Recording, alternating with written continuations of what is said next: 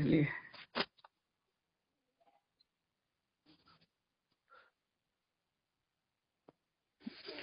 नमस्कार दोस्तों, और आपके सामने प्रस्तुत है हम फिर क्वेश्चनियर लेकर, जिसमें जो भी अभी तक हमारे केस से रिलेटेड जो भी गतिविधियां अभी तक हुई हैं उन पे हम परिचर्चा करेंगे। सारी बातों को विस्तृत जानकारी आपके पास रखेंगे, जिसमें मैं फिर वही क्वेश्चन आंसर के फॉर्मेट में रहेगा। और हमारे सामने जो है वो है प्रशांत जी, ठीक है। वो इनके बारे में आप लोग जितने भी 1767 अमीन के बच्चे वो तो भली भांति इनको जानते हैं कि इनके इनके लीगल एक्सपर्ट्स हैं ये हमारे, एक तरह से समझिए तो। इनको सारे केस के बारे में बहुत ही डिटेल से हर चीज इनको बिंदुवार पता है, ठीक है। तो आज मैं इनसे, क्योंकि बच्चे लोग बहुत जगह से बार बार फोन करते हैं कि ये इसका क्या हो रहा है उसका क्या हो रहा है, तो मैंने सोचा कि इनसे ही सारा चीज बच्चे को बतलवा दिया जाए, ठीक है। क्योंकि इन पे भी बहुत बार कॉल जाता है तो ये किन का जवाब देंगे, इसलिए मैंने सोचा कि ये फॉर्मेट में यूट्यूब पे डलेगा, सब लोग देख लेंगे, अच्छे से समझ लेंगे, बार बार भी आगे पीछे करके सुन लेंगे, समझ लेंगे। इसलिए इनको हम यहाँ पे इनको हम रिक्वेस्ट किए हैं, रिक्वेस्ट पर ये आए। तो प्रशांत जी, आपका बहुत बहुत स्वागत है हमारे इस यूट्यूब चैनल पे। धन्यवाद गौरव जी, नमस्कार। हमें अपने यूट्यूब के माध्यम से अपनी बातों को रखने के लिए हमें आगे तो प्रशांत जी, आप पिछले बार भी आपने आए थे और अपने बातों को रखा, बहुत ही सराहनीय। चारों तरफ से हमारे जितने भी जो व्यूअर्स है बहुत ही सराहाए आपके इन सारे बातों को जो आपने रखा। बहुत तो बड़ी बात है, जो व्यूअर सपोर्ट कर रहे हैं वो समझ रहे हैं इस बात को, उनको मैं शुक्रिया अदा करना चाहता हूँ जो साथ में जुड़े हुए भी हैं। ये हमारे एक अमीन फैमिली की तरह, इसमें जो भी आप देखिएगा सब्सक्राइबर थे हमारे, सर अमीन से जुड़े ही सभी लोग हैं। इसमें जो भी बातें होती है अमीन से संबंधित ही होती है। तो आज का जो हम लोग सेशन चला रहे हैं वो कल उस पिछला कड़ी के आगे की बातें होंगी, ठीक है। तो मैं फिर से उसी तरह क्वेश्चन करूंगा और आप उस तरह जवाब देंगे। तो प्रशांत जी, मेरा पहला क्वेश्चन है कि गवर्नमेंट एलपीए में गई है, ये तो सब लोग को अब पता चल गया, मेरे वीडियो को थ्रू भी सब लोग को पता चल गया। तो उसका आधार क्या है, क्या लग रहा है, मतलब कि जो बेसिस है गवर्नमेंट का एलपीए में जाने का वो क्या है? देखिए गौरव जी, इसमें हम कुछ पॉइंट रखना चाह रहे हैं, उसके बाद फिर हम लीगल पॉइंट पे आएंगे। क्योंकि रिक्रूटमेंट प्रोसेस में गवर्नमेंट जाती नहीं है। और ये पहले मतलब ऐसा बहुत कम चांस होता है जिसमें कि गवर्नमेंट एलपीए में जाए। ऐसे तो अधिकतर बार जो चांसेस होता है कि वो रेस्पोंडेंट बन के ही जाती है, मजबूरी होता है। अब हमारे केस में तो बिना प्रदर्शन किए ही गवर्नमेंट एलपीए में जा रही है, तो इससे पता चलता है इंटेंशन गवर्नमेंट का कि कितना एक्टिवली काम कर रही है। कम बात नहीं है। इस व्यूअर को, जो भी अमीन के कैंडिडेट हैं, उनको इस बात को समझना बहुत जरूरी है कि गवर्नमेंट तत्पर है और एक्टिवली काम कर रही है, और हम लोग भी हैं साथ में। अब आते हैं लीगल पॉइंट पे कि जो 23/10 का जो केस, जो जजमेंट आया है, उसमें हारने का सबसे मेन कारण, वो एक ही कारण है, डेट ऑफ पब्लिकेशन से, जो कि गवर्नमेंट भी सही से नहीं रख पाई, और पिटिशनर बहुत ही चालाकी से इस केस में क्या किए हैं कि 13/885 का तो जिक्र किए, लेकिन 98 रिव्यू का जो 2016 में हुआ था डबल बेंच में, एलपीए है समझिए, और एलपीए का भी रिव्यू है।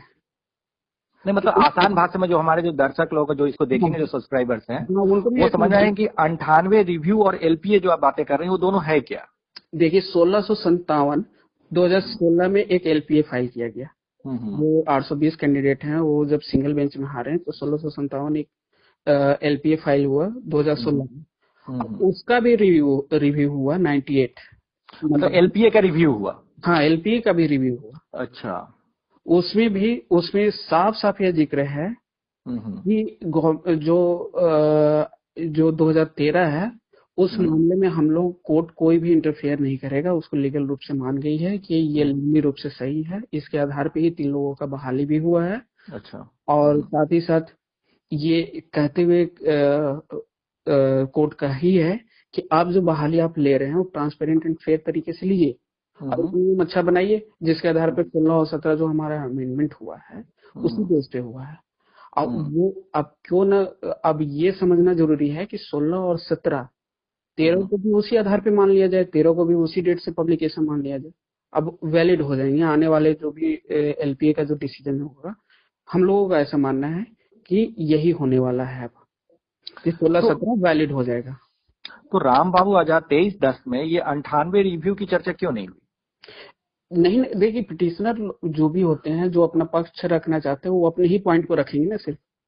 अब उसी आधार पे गवर्नमेंट सही से इस बात को काउंटर नहीं कर पाई, जो कि अब कर रही है।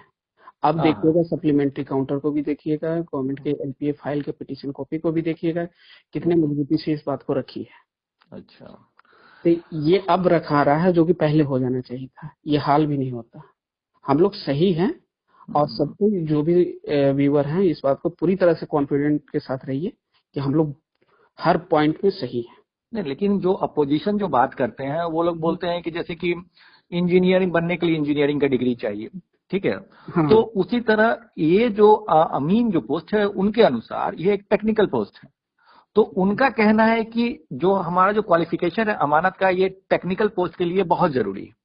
नहीं, देखिए इसमें इस चीज को समझिए कि टेक्निकल पोस्ट के लिए टेक्निकल सर्टिफिकेट या डिग्री ठीक है, आवश्यक होता है, लेकिन अमीन के केस में दूसरा है। अमीन के केस में तो 2017 के पूर्व तो कोई संस्थान ही नहीं, रिकॉग्नाइज इंस्टीट्यूट ही नहीं था। जो इंस्टीट्यूट भी थे वो ट्रस्टशिप में चलते थे, जो कि पहले ही सरकार कोर्ट के द्वारा नकारा साबित हो चुका है कि उसको हम लोग बहाल नहीं लेंगे। कोर्ट भी साफ मना कर दिया है कि अब ये लोग 820 लोग तो इसी केस में तो फंसे हैं। तो जो रजिस्टर्ड की जो गवर्नमेंट के थे वो बहुत गिने चुने थे, तो स्कार्सिटी ऑफ अमीन का था।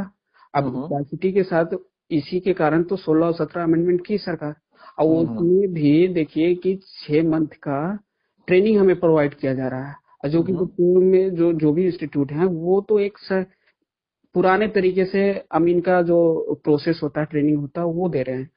अब जो सरकार जो दे रही है 6 मंथ का ट्रेनिंग, वो मॉडर्न तरीके से दे रही है, जो कि आज के रिक्वायरमेंट के अनुसार है। अब ये भी कोई बड़ा बात नहीं है, 4 साल का कोर्स तो है नहीं, ये तो 6 महीने का कोर्स है। तो लोगों को 6 महीने का कोर्स है।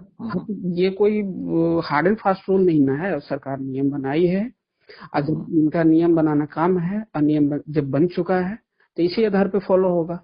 अब एक बार और एग्जाम्पल हम देते हैं कि जो 10th का बहाली जो ग्रुप डी में हुआ 10th के कई पोस्ट पे आप देखिएगा कि ITI भी होता है। हाँ, ऐसा है, हुआ है पिछले बार ऐसा। ITI पे ही बहाली होती थी, पर 10th पे हुआ ना। टीचर का भी आप बहाली पूर्व में देखिए, 94 का भी उठा कर देखिए। हाँ, उसमें बिना ट्रेनिंग करके फिर सरकार बाद में ट्रेनिंग करवाई, उसी पेपर लिए और उसके बाद तो पूर्व में भी ऐसा हुआ है। कोई हार्ड एंड फास्ट रूल नहीं, 6 महीने का कोर्स है, अमानत का कोई जरूरी नहीं है। सरकार जब कह रही है नियम में कि 6 महीना हम ट्रेनिंग देने के बाद ही हम रखेंगे, तो कोई दिक्कत नहीं होना चाहिए। हाँ, तो इस पे हमको नहीं लगता है कि कोर्ट को ये लोग बरगला पाएंगे कि अमानत की डिग्री पर। हाँ। ये EFCC देखिए, EFCC का जो केस हुआ है, आप क्वेश्चन करने वाले, EFCC का केस में भी कहीं से भी कोई मतलब नहीं, उनका नियम कानून सब कुछ सही है। गजट भी 26 फरवरी 2019 को 20 को 20 मतलब EFCC पे भी केस हो गया है क्या? हाँ, EFCC पे भी केस हो गया, वही क्वेश्चन। अच्छा, EFCC पे भी जो केस तो इसका ग्राउंड क्या है? यहाँ तो सारे चीज गवर्नमेंट जो है सब चीज एडवर्टाइजमेंट से पहले ही सब चीज प्रकाशित करवाई हुई है। हाँ, इसमें भी ये तो सही है।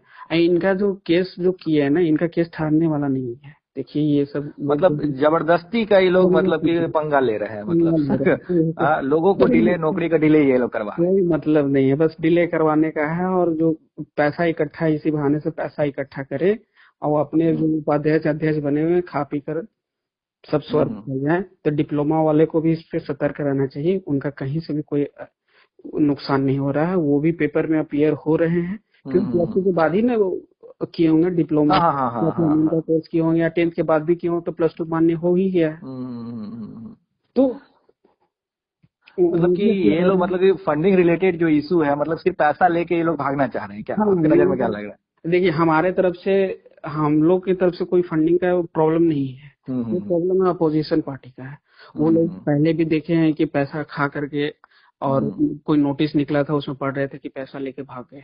तो इन लोगों का काम ही है। तो जो भी नए स्टूडेंट जो जुड़ रहे हैं डिप्लोमा वाले अपने ग्रुप में, उस ग्रुप में पैसा न दें, सतर्क रहें। उनका कहीं से भी कोई दिक्कत नहीं होने वाला है। एक बात तो समझिए कि सिविल वाले हैं, उनका भी तो वैकेंसी आ ही रहा है, कॉन्ट्रैक्ट। सही बात, बिल्कुल सही बात। सर्वेयर का आ ही रहा है। तो अपने फ्यूचर को देखिए, इन लोग के फेर में ना रहें। ये लोग सिर्फ बरगला करके पैसा इकट्ठा करने वाले हैं, और कुछ नहीं, पैसा इकट्ठा करके भाग जाएंगे। लोगों का काम यही है, दो केस आपको दिखाने के लिए कर देंगे। उस केस में कोई दम नहीं है, कोई रूल्स में कोई प्रॉब्लम नहीं है। इसमें +2 हर कोई +2 करता है। आज के जमाने में कौन नहीं +2 कर रहा है? +2 पे बैठने के लिए अपीयर तो हो रहे हैं कम से कम। मतलब ये लोग एक और पॉइंट उठाए कि हमारा फंडामेंटल राइट्स का अवहेलना हो रहा है, हनन हो रहा है। कहीं से भी देखिए गौरव जी, कहीं से भी कोई फंडामेंटल राइट का हनन नहीं हो रहा है। ये जो कहीं पे भी जो वायलेशन हो रहा है फंडामेंटल का, कहीं पे भी सब कोई +2 कर रहे हैं आज के डेट में। उसके बाद ही अमानत और डिप्लोमा। और इसमें भी देखिए अमीन के वैकेंसी में भी कई लोग डिप्लोमा वाले भी है, बात सही है, इसमें भी डिप्लोमा वाले हैं बैठे हुए हैं इसमें भी यहाँ, अमानत वाले लोग भी भाई लोग भी हैं। तो अपने ही दोस्त को क्यों नुकसान पहुंचाना? समझिए हर वैकेंसी में आप लोग ऐसा ही करिएगा, साथ दीजिएगा इन लोगों का, तो फिर नुकसान हम ही लोग का, स्टूडेंट का ही है। ये लोग जो ग्रुप बना करके जो उपाध्यक्ष अध्यक्ष बने हुए हैं लोग, ये सिर्फ पैसा इकट्ठा करके अपना फ्यूचर देख रहे हैं। आप लोग अलग रहिए, आप लोग तैयारी करिए जम करके, जो भी गवर्नमेंट का वैकेंसी आ रहा है उसमें अच्छे से तैयारी करके निकालिए। हार जीत से मतलब इन लोग को इन्वॉल्वमेंट नहीं होना चाहिए। इनके साथ साथ इनका बौद्धिक और आर्थिक दोनों हानि हो रहा है। दोनों हानि हो रहा है। एक तो स्टूडेंट कितने मेहनत करके कोई तैयारी करता है, घर से पैसा लेता है और उस पैसे में भी काट करके इन लोगों को दे सपोर्ट के लिए, तो बेकार। अपना फ्यूचर देखिए, जम करके मेहनत करिए, आने वाला बहुत सारी वैकेंसी आपको इंतजार कर रहा है। एक नहीं हुआ, दूसरा नहीं हुआ, हार जीत तो एक खेला है जीवन का। अच्छा, बहुत लोग एक प्रशांत जी क्वेश्चन राइज कर रहे थे कि उन लोग की तरफ से वैसा है कि गवर्नमेंट एलपीए में जाती है हारने के लिए। इसी बात तो हम काटे हैं कि आप बीसीसी का देखिए, उस बीएसएससी का देखिए, 2 दिसंबर 2020 को हुआ था, उसके जस्ट बाद एलपीए में गई, मेंस भी करवा ली। अब बीसीसी एई का भी देखिए, तो ऐसा लोगों का जो कहना है ना उस निरर्थक है और गलत है। कभी कभी हार जीत तो लगा रहता है, जब रेस्पोंडेंट बन के जाएगी तो हार गई तो उसमें कौन सा बड़ा बात है। पर जब खुद एलपीए में जा रही है, खुद गवर्नमेंट जब एलपीए में जा रही है तो अक्सर जीतती ही है। और जीतने का कई कारण है, आप देखिएगा ये इनके पिटीशन कॉपी में भी, या फिर जो इंटेंशन है गवर्नमेंट का उसमें क्लियर है कि हमारे पास बहुत सारा काम है और सब सारा कुछ पेंडिंग है, प्रोजेक्ट भी पेंडिंग है, हमें सख्त जरूरत है अमीन का। अब 2 साल तो बैठेगी नहीं, ये वैकेंसी अब पूरा होने वाला है। हाँ, तो एक और चलते चलते आपसे क्वेश्चन पूछना है कि जैसे कि गवर्नमेंट भी एलपीए में गई है और जो भी इधर 1767 अमीन जो भी सिलेक्टेड है उनके तरफ से भी वो लोग एलपीए में गए। जी। तो आप इस दोनों एलपीए को किस नजरिया से देख रहे हैं जीतने के पर्सपेक्टिव में? दोनों का मकसद सेम है, हम लोग भी अपीयर हो जाए। देखिए 23-10 में तो हम लोग को पार्टी बनाया ही नहीं गया, फिर भी जजमेंट हो गया। तो अब तो हम लोग भी खड़ा हो, कम से कम एलपीए में ही, डबल बेंच में ही हम लोग जाएं, हम लोग भी अपना अपीयरेंस दिखाएं कि हाँ हम लोग भी जिंदा हैं। और इसीलिए हम लोग सबको कहे हैं, जितने भी भाई बहन हमारे हैं वो देख रहे हैं, वो इस बात को समझे, यूनिटी बना करके रखें। सच का साथ भगवान भी देता है, भगवान भी देख रहे हैं। हम लोग अंत तक हम ही लोग विजय होंगे। और प्रसाद जी, एक और चीज इसमें मैं जानना चाहूंगा, पर्सनली मैं अपने तरफ से मैं जानना चाहूंगा, जैसे विवेकानंद का केस जो 31 जनवरी को सुनवाई है, हाँ ठीक है, उसमें गवर्नमेंट ने सप्लीमेंट्री काउंटर एफिडेविट भी उसमें फाइल किया है। जी। तो इसका क्या होगा? अब देखिए ये तो अब केस सेम जज के पास ही है, तो अब इतना मुश्किल है कि क्या होगा, पर सेम ही है। अगर नेचर सेम है तो जजमेंट भी आ जाएंगे, पर इससे कोई फर्क पड़ने वाला नहीं है इनका भी। पर एक बात देखिए कि सप्लीमेंट्री काउंटर देने के बाद एक डेट तो बढ़ गया कम से कम, ये हम लोग के लिए पॉजिटिव साइन है, हमको हम लोगों को लेना होगा। चलिए, बहुत ही अच्छी बात है, पॉजिटिव साइन है हम लोग के लिए। लेकिन और चलते चलते ये बताइए कि 1767 अमीन असली में अमीन कब बनेंगे, कब तक बन जाएंगे? देखिए हम लोग तो चाहते हैं कि जितना जल्द बने। मतलब इनके घर में खुशी कब आएगी? मतलब बहुत सब लोग बेचैन है, सब लोग घर परिवार बेचैन है। इस अवसर के लिए तो हम लोग तैयार हैं पूरी तरह से कि हाँ जल्द से जल्द आए, सबकी इच्छा है। भगवान करे बहुत जल्द ही हम लोग को खुशियां हमारे घर में आए। तो आपको एक कुछ डेट दिख रहा है कि इतना तारीख, इतना अब जाए, ये मंथ तक हो सकता है, ऐसा कुछ आपके दिमाग में चल रहा है क्या? क्लियर पहले ही कर चुके हैं इसमें आपको बता दीजिए ज्यादा अच्छा रहेगा। पर हाँ हम लोग आपके चेहरे की खुशी से लग रहा है कि फुल्ली कॉन्फिडेंट है कि ये केस जीत चुके हुए हैं। बिल्कुल हम लोग कॉन्फिडेंट हैं, और इसीलिए तो हम लोग अपने 1767 अमीन भाई बंधुओं को, जो कि फोन पे हम सुझाव नहीं दे पाते, एक एक को फोन करके, तो यूट्यूब के माध्यम से उनको जानकारी देना चाह रहे थे, और जो आपके माध्यम से पूर्ण हो रहा है। चलिए, तो दोस्तों आपने सारी अभी तक बातों को सुना, और सुनने के बाद इन्हें नटसेल मैं यही कहना चाहूंगा कि प्रशांत जी जितने तरह कॉन्फिडेंट है उतना कॉन्फिडेंट मैं भी हूँ, और आप लोग को भी मैं कॉन्फिडेंट रखना चाहता हूँ कि ये हम लोग बहुत ही जल्द सरकारी अमीन बनने जा रहे हैं। गवर्नमेंट हम लोग के पूरा साथ है, आपने एलपीए से लेकर हर चीज की चर्चा देख ली है, और स्टूडेंट की तरफ से भी मतलब 1767 अमीन की तरफ से भी एलपीए में जा चुके हैं। और आपके मन में जो डर लग रहे हैं कि अपोजिशन पार्टी ये वो, अब ये सब कुछ होने नहीं जा रहा है। प्रशांत जी ने पूरी तरह क्लियर कर दिया कि गवर्नमेंट एलपीए में तभी जाती है, खासकर सर्विस मैटर में, जब वो फुल्ली कॉन्फिडेंट हो। और आप देख रहे हैं कि सरकार कितनी जल्दी 15 तारीख को ही आईए फाइल कर दी, स्टे और प्रोसीडिंग पे प्रेयर भी उन्होंने फाइल कर दिया। इसलिए सब लोग निश्चिंत रहे। ये देखिए, ये जरूरी होता है क्योंकि आईए फाइलिंग साथ ही में हो जाना चाहिए था, पर आईए फाइलिंग जो है वो 3 मंथ के जो टर्म दिए हुए हैं कि री नोटिफिकेशन पे उसको स्टे पहले लगाना जरूरी है। पर आईए फाइलिंग में भी बहुत सारे इंपॉर्टेंट पॉइंट रखा गया है जो कि इंटेंशन पूरा क्लियर है सरकार का। तो दोस्तों, आपने सुना सारी चीज बात